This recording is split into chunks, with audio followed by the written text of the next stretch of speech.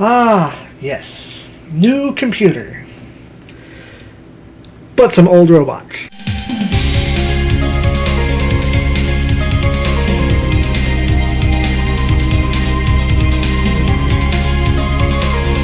Hello, and welcome back to Plebpla. Wherein we do model kit reviews. Out of order as compared to this.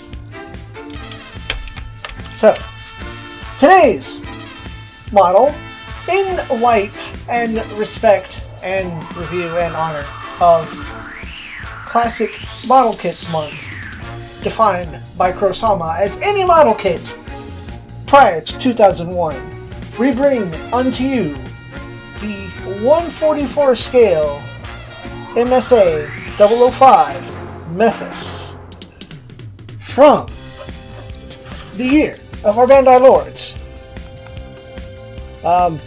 Undefined. Excuse me. It's on the side here. Come on, you can do it, computer. Camera, always being a problem. From 1985. This is somehow given by the age and wear of the box itself. You can see how old this is, or it just wasn't ever stored properly when it was. But you know, you can see the spots of age and slight moisture here that came from the original printing in 1985.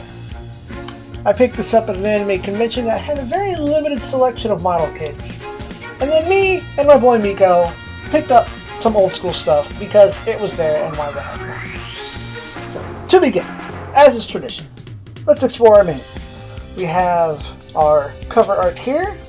This is from Zeta Gundam series model number 32nd. Inside here we have a much different setup of warnings. There's also no runner layout, at least not on the inside. So I guess if we go from here, we'll go to our color pages, our centerfold, information about the Methuss. And I am so used to seeing this in Super Robot Wars that I forget that it is kind of large and stocky as opposed to being very small. Details, how to write it out. On the flip side of this, in the back, we have our runner listing. However, it already comes kind of, with the painting guide. It tells you what color to paint these whilst on the runner. And I'll be honest, I really did try, but I also used absolutely terrible gunpla markers. And yellow is my truest nemesis of all. It is so runny, and only white is worse than the yellow. So, as we were back to the inside of our model kit, we have many warnings. And we're going to begin with assembly. I believe this is one of the arms. And you can see there's a lot of shown cabling and directions, squeeze this in between here. And the parts are numbered as opposed to being separated by runners, runner A, part 1. No, it's all up to numbers. So you see a lot of older SD kits like this. There's a lot of the wiring mechanism inside the leg. Up here we get to the rest of the legs. Big old feet. We start assembling the other leg. Over here, we start working on a little bit of the torso, the upper body, the waist piece, the thrusters in the back, and last stage assembly that actually doesn't require glue. How to manipulate the arms to get the gun out, and then how to transform into its mobile armor. Perhaps you might even call it a Wave Rider form. Not really. I did wisely keep the old runners because I knew eventually I would have to come to this review. We have the timeless PC runner. This is PC unfocused. PC 123. We get also a different one. This is PC 1. The first polycap runner. Very simple. You have one runner in blue. You can see just a little bit of yellow there in the center where I tried. I failed. I salvaged it though. I managed to wash it off. Our second runner and our third, which you can clearly see are part of the same metal mold, snapped in half. And toss those aside. Now, the absolute biggest downside to getting first grade, first run kits is not even color accuracy or anything like that, because people love to paint, and I respect that. I'm not good at it, but I respect people who can do that. What we of the modern era are spoiled on is the lack of need of glue. We're so used to everything being snap fit and pressed together that when we come across something that isn't, it's jarring, it's confusing, and it gets scary. Especially on this. Now, I did have to kind of cobble together a stand from extra pieces from various action-based 4s and 5s. That middle piece really kind of isn't there for anything. Yeah, it is there for the transformation. And there are a few pieces around here that are a little bit loose. I don't want to completely glue them in. You can see down in here that these two wires literally attach to nothing. The head is immobile. The head does not move, it does not rotate, it does not contain a black sticker. This is me filling it in with panel line. And even though you can't see it in this light, if we try a little bit hard, you can see a little bit of green there. I promise you it's there. I assure you. You get very limited shoulder movement here, as this is just a plug joint, and due to the size and shape of everything, get this back in place, you can't really get it too far. That stops it there, this stops it here. There's no arm lift. You get this rotation at the upper arm. You do get more than a 90-degree bend. There you go flat. There you go bent. Unlike a lot of the second run are like early high grades, these hands are parts, but they're also solid. I don't even think they turn, but these are solid pieces. These are not polycap parts. Over here you have the gun, which is on a hinge here at the corner, as well as a second hinge right here in the middle to act as a handle. And I lie, because that clearly shows that this does rotate. I'm just being extra cautious. But because it's on that polycap, that also means that it has a little bit of movement going there.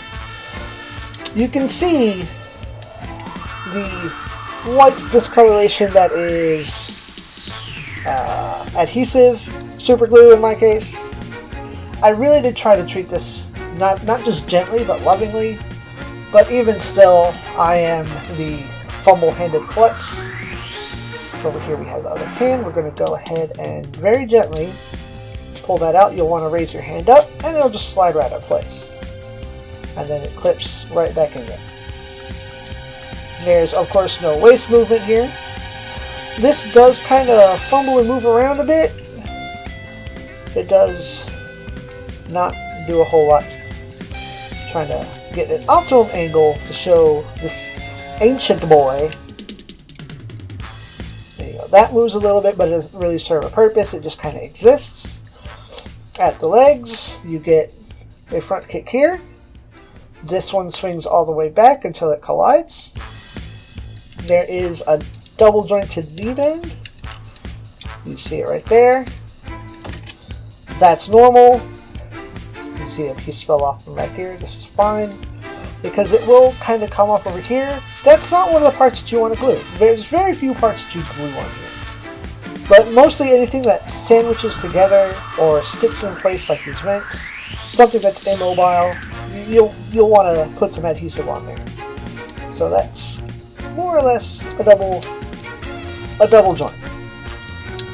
The feet, they do a little back and forth, and they sandwich together, as is the nature of this kit. Now, pardon me while I traditionally pick up a piece that I've dropped, because I always drop a piece somewhere. And of course it always has to fall into the absolute void where I can't see nor find it. So literally after 2 hours of finding that piece, we found it. Now, let's transform. It's a very simple transformation for something so old, but it's pretty finicky, so I'm going to do my best to do it through the viewfinder, which I'm not good at. With each arm, you're going to make sure they're facing forward, and you're going to more or less collapse everything into a sort of NZ shape here. Kind of get that nice and squished, and we'll fine tune that in a moment. The legs are where it gets kind of tricky. Back here, which is why I chose not to ever glue these in, this peg is going to plug into the back right here. So what you're going to do is bring your leg up, and exactly. It was kind of hard to see that I did it, but the legs slide outward and in a Z sort of shape. Once again, I'm gonna, hence the finicking. At least this time I know where that piece went, as opposed to not seeing it. That's not even the right direction. Here we go. I don't think that's it. Here we go. Like so.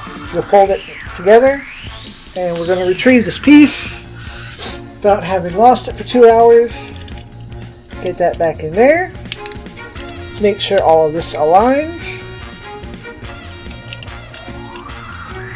You might have to make sure your legs pulled out all the way. And squish them together. Adjust your arm. And that's one side. And you'll squish that like so. And then repeat to the best of your ability on the other side.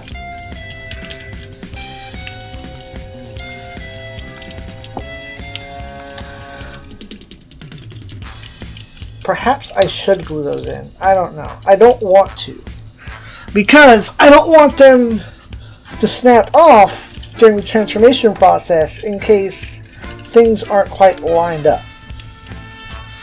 That's why I left them unsecured. Like someone not using a VPN. Unsecured internet. And once again, put that squish.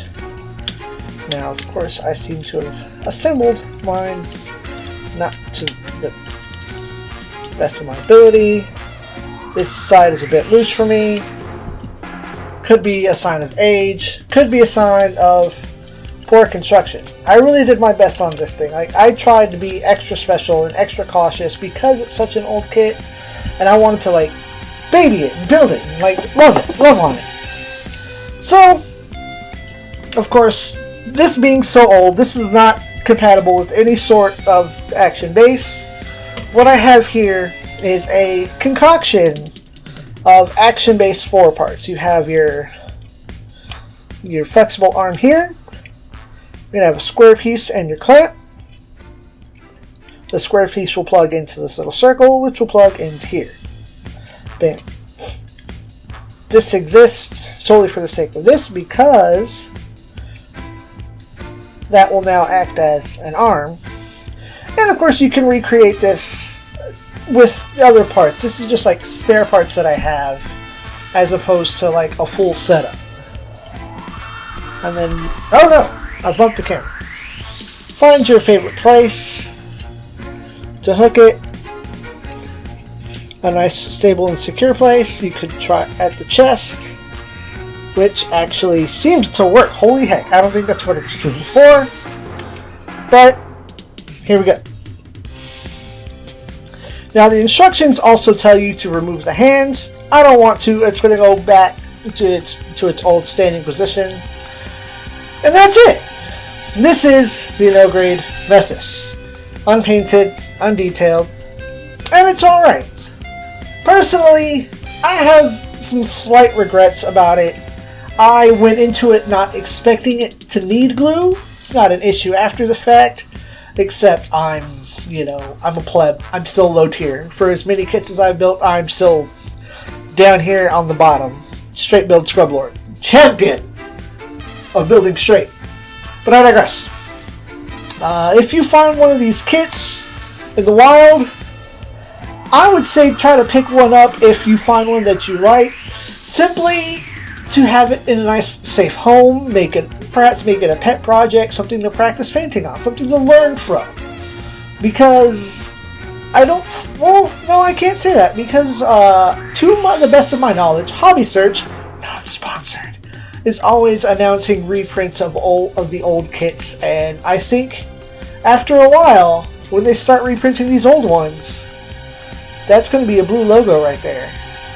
So if you can find you a red logo, you might have a collector's item from the 80s, the 90s, or yesterday.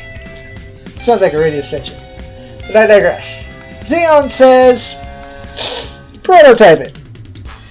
I am personally kind of on the fence about it. I love that I have such a classic piece of gunpla history, but I would have really preferred to have something else. I settled for the best of what was there. I thank y'all for watching. And as always, SIEG ZEON.